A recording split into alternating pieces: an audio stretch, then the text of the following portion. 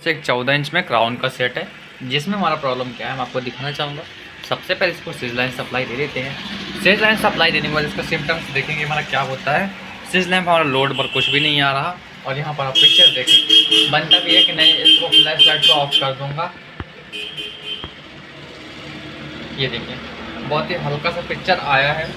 तो इस जगह पर हम इसको पावर ऑफ करके फ्लैश लाइट को ऑन करके इसका सभी वोल्टेज मेजरमेंट करेंगे कि हमारा इसमें सिम्टम्स कैसा बन रहा है। मैं ये रहा हमारा मैन पेज पर हमारा प्रॉब्लम है, जो कि हमारा लो वोल्टेज जैसा प्रॉब्लम लग रहा है। सभी कनेक्टर डिस्कनेक्ट कर दिए हैं। ये IR वगैरह का सब कनेक्टर मैंने डिस्कनेक्ट कर दिए हैं। खाली PCB का मैं जो पावर के लिए लगा रहता है उसको मैं लगा कर रखा हूँ। इस जगह पर इस मैन PCB को मैंने पलट लिया है, जिस साइड हम इसका वोल्टेज मेजरमेंट करेंगे। सबसे पहले इसको पावर लाइन से हम यहाँ पर कनेक्ट कर देंगे। इस प्रकार से आवाज़ कर रहा है, पता नहीं क्यों आवाज़ ऐसा कर रहा है। तो सबसे पहले इसका वोल्टेज चेक करेंगे। वोल्टेज चेक करने के लिए मल्टीमीटर के जो दो प्रोब होंगे, ब्लैक वाला जो होगा इसकी बॉडी पर आपको अर्थ कर देना होगा। तो हम इसके बॉडी को अर्थ कर देंगे। जो हमारा पिक्चर ट्यूब का एक पॉइंट होता है अर्थ वाला, यहाँ पर आपको ब्लैक वाला अर्थ है, अर्थिंग के लिए वायर जो फंसा देना है।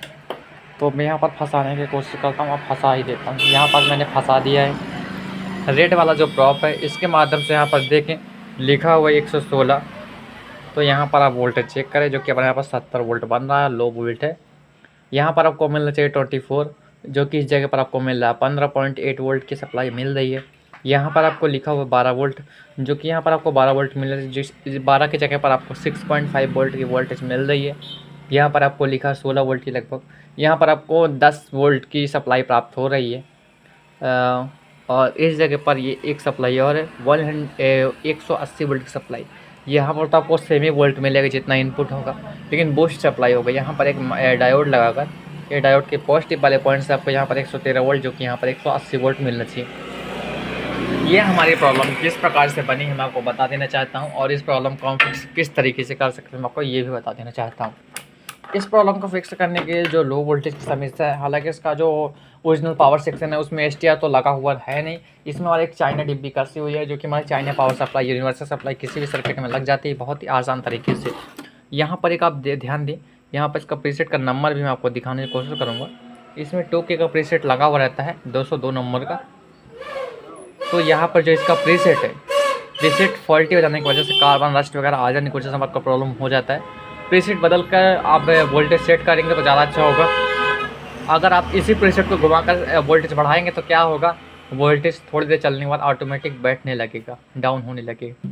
तो इस जगह पर हम क्या कर रहे हैं, कस्टमर से हम पैसा अच्छा खासा ले रहे हैं तो कोई दिक्कत नहीं, जिसके कारण कस्टमर पैसा भी देने के लिए तैयार है। तो इसलिए मैं इसका जो यूनिवर्सल पावर सप्लाई इसको ही डायरेक्टली चेंज कर दूँगा।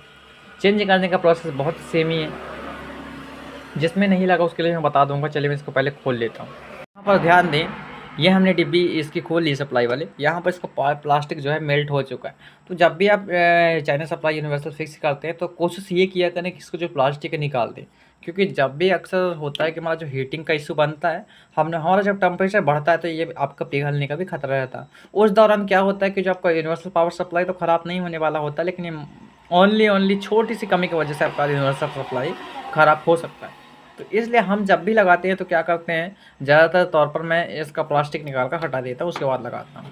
तो इस कनेक्शन रिमूव करना होगा। देखिए ध्यान दें, जिसमें आपको STR लगा रहेगा, मैं आपको बताना चाहूँगा।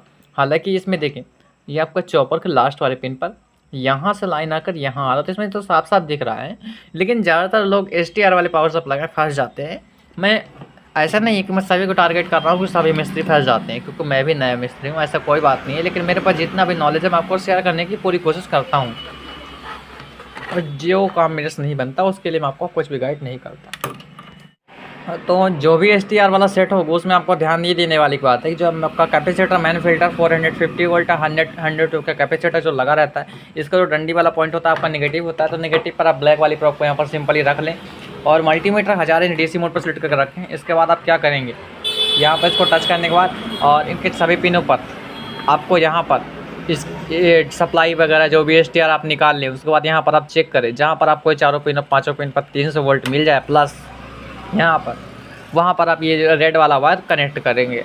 और और ब्लैक वाला तो आपको पता ही है, मेन फिल्टर कैपेसिटर का जो नेगेटिव वाला पॉइंट होता है बॉर्डर पर आ रहा, तो यहाँ पर आप भी कनेक्ट कर सकते हैं। जैसे कि हम न्यू डिब्बी का कनेक्शन करेंगे, कनेक्शन इसमें सेम ही है, मैं ऐसा ही कनेक्शन कर देता हूँ। चलिए, तो यहाँ पर आप देख सकते हैं फ्लैश को ऑन करते हैं। मेरे पास एक न्यू पावर सप्लाई है जो कि आपका इसका नंबर है 29 3। ये आपकी पावर सप्लाई आपका बहुत ही बढ़िया वर्क करती है, कोई भी दिक्कत नहीं होता।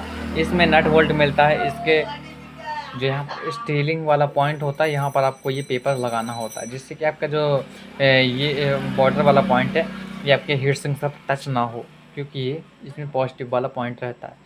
तो ध्यान दें, जिसमें प्लास्टिक वाला है तो आप उसमें कुछ भी नहीं लगाएं, सिंपल कस दें। जिसमें प्लास्टिक बॉर्डर नहीं है, स्टील का, उसमें भी इसके बीच में आपको पेपर लगाना ही होगा। हम इसको पेपर लगा के कस देते हैं। यहाँ पर जैसा कि मैं आपको बताना चाहता हूँ, नेगेटिव ब्लैक वाला आप कहीं पर भी कनेक्ट कर सकते हैं। यहाँ पर पहले कनेक्ट था जो कि हमने यहाँ पर कनेक्ट कर, ये लाइन यहाँ पर जा रहा है। यहाँ पर देखिए चॉपर का जो 300 वोल्ट का ट्रैक है यहाँ पर STR पर जा रहा था, यहाँ पर हम कनेक्ट कर दिए रेड वाला वायर। और हम इसमें आपको दिखाना चाहेंगे कि हमने उसका पेपर है, पेपर इसको बीच में लगाया है, इसको मैंने अच्छे तरीके से कस दिया। हल्का सा तिरछा है, उससे कोई दिक्कत नहीं है, तिरछा हो सीधा हो वो आपके ऊपर मैटर करता है। इसको अच्छा तरीके से टाइट कर देने के बाद आपको क्या करना होगा, जिसमें आपको लगा हुआ 110 सप्लाई का जंपर होगा, जंपर को आपको ओपन करना होगा। यदि आप ओपन करके नहीं करेंगे तो क्या होगा, आपका अदर पार्ट्स भी शॉर्ट हो सकता है, हालांकि पिक्चर ट्यूब भी शॉर्ट हो सकता है। तो इसके लिए हम क्या करेंगे, यहाँ पर जो लगा हुआ एक जंपर है, जंपर कुछ इस प्रकार से देख सकते हैं, इसमें कॉइल का सिंबल ही बना, तो इस जंपर के एक पॉइंट को हम ओपन कर देंगे। 110 सप्लाई के लिए हम यहाँ पर प्रॉपर लोड के लिए हम यहाँ पर एक डैमी लोड लगाएंगे जो कि 100 वाट का बल्ब होगा। चलिए इसको ओपन करके देखते हैं। हॉरिजॉन्टल सेक्शन के जो ST लाइन 110 की सप्लाई जाती है उसको मैंने काट दिया। यहाँ पर 110 सप्लाई के लिए यहाँ पर एक ग्राउंड पर कनेक्ट कर दिया, एक इसके पॉजिटिव जो यहाँ से जा रहा है इसको मैं इस प्रकार से कर दूंगा। और इसका वोल्टेज हम फिक्स करेंगे। हम वोल्टेज फिक्स करने के लिए हम क्या क्या उपयोग करेंगे, वो मल्टीमीटर, पहला मल्टीमीटर का जो एक प्रॉप होगा ब्लैक वाला अर्थ वाला, इसके बॉडी अर्थ के साथ आपको कनेक्ट कर देना होगा। जैसा कि मैं इसमें बॉडी अर्थ का जो पॉइंट है इसको कनेक्ट कर देता हूँ। जहाँ पर आपका पिक्चर ट्यूब का बॉडी अर्थ हो वहाँ पर आप इसको कनेक्ट कर दें बहुत ही आसान तरीके से। यहाँ पर 110 की लाइन का यहाँ पर एक पॉइंट है, तो जो कि मैं यहाँ पर इसको कनेक्ट कर देता हूँ। और यहीं से इसका हम वोल्टेज जो है तो इसको कुछ ऐसा फिक्स कर देता हूँ, क्योंकि मेरे को एक यहाँ से सब कुछ करना पड़ता है। तो यहाँ पर एक कॉइल पर मैंने लगा दिया है। इसका हम सप्लाई लाइन कनेक्ट करते हैं। सप्लाई लाइन कनेक्ट करने से पहले इसका जो जंपर है, सॉरी जो पावर केबल का जैक है, इसको यहाँ पर कनेक्ट कर देना होगा। तो यहाँ पर इसको मैंने कनेक्ट किया, पावर लाइन सप्लाई दिया। पावर से सप्लाई देने के बाद यहाँ पर आप देख सकते हो 19 वोल्ट की सप्लाई आ चुकी है। यहाँ पर हमारा डैमी लोड ग्लो हो चुका। 110 प्रॉपरली पूरा फिक्स करेंगे तो हमारी सारी सप्लाई जो है स्टेबल हो जाएगी। लोड आपको देकर प्रॉपर वोल्टेज सेटिंग करना है। प्रीसेट को जिस साइड आपका घड़ी का कांटा घूमता है उस साइड आपको घुमाना है। यहाँ पर देख सकते हैं कि यहाँ पर मैं घुमा रहा हूँ। अब इसको सीरीज लाइन से सप्लाई देने पर दोनों बल्ब फ्लो हो जाते हैं, क्योंकि 200 वाट का लोड आ जाता है। मेन लाइन से सप्लाई देंगे, देखेंगे कितना वोल्ट आ रहा है। यहाँ पर 19.8 वोल्ट आ रहा, 19.8 वोल्ट आ रहा, 98 वोल्ट 0.54 ऐसा कर रहा। प्रॉपर इसको 110 पर मैं इसको फिक्स करूँगा। यहाँ पर देख सकते हैं कि यहाँ पर 111 हो चुका है, कोई दिक्कत नहीं है, 1 वोल्ट है, लेकिन फिर भी मैं इसको जितना परफेक्ट होना चाहिए परफेक्टली एकदम फिक्स कर दूँगा।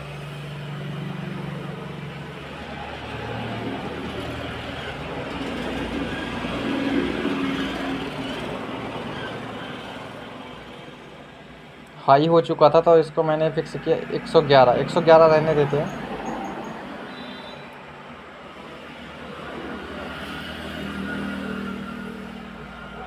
एक 116 हो चुका है, जो कि मैं घुमा कर डाउन कर लेता हूँ।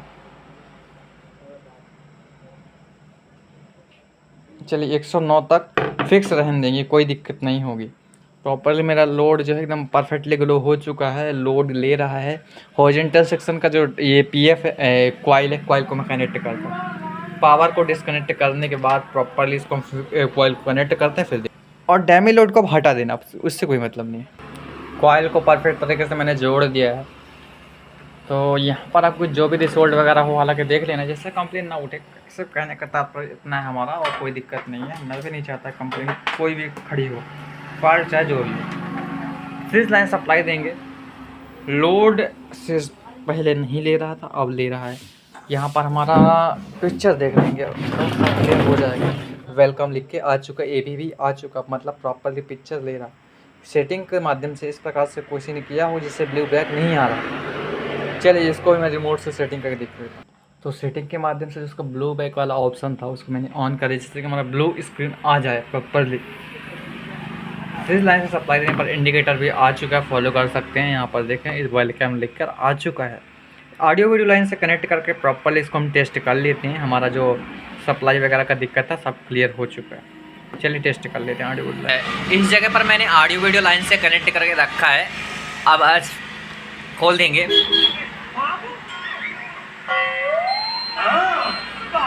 तो ज़्यादा तक आवाज़ इसका खोलना, ज़्यादा तक पिक्चर दिखाना कॉपीराइट का क्लेम भी बन जाता है। तो उम्मीद करते हैं वीडियो आपको पसंद आया होगा। यदि आपको मेरा वीडियो पसंद आया है तो आप मेरे चैनल को प्लीज़ सब्सक्राइब करके रख सकते हैं। इस प्रकार लेटेस्ट वीडियो देखने के लिए आप मेरे यूट्यूब पर, फेसबुक पर जा सकते हैं। फेसबुक पर भी मैं वीडियो बनाता हूँ। फेसबुक पेज मेरा अमित कुमार मौर्य के नाम से है। यूट्यूब पर भी आप जा सकते हैं। यूट्यूब पर जाने के लिए आपको कुछ नहीं करना होगा। यूट्यूब पर जाकर आपको बार बार सर्च करना होगा टेक्नो स्पार्क इलेक्ट्रॉनिक। जैसे आप टेक्नो स्पार्क इलेक्ट्रॉनिक सर्च करेंगे फर्स्ट ही हमारा चैनल आ जाएगा। आप उसको सब्सक्राइब करके रख सकते हैं। यदि रिपेयरिंग का कोई भी प्रोडक्ट जो रिपेयर करवाना चाहते हैं तो आप मेरे से कॉन्टैक्ट करें। Thanks for watching video. ये डिब्बी खराब थी, इसको चेंज किया, हमारा प्रॉब्लम सॉल्व कर।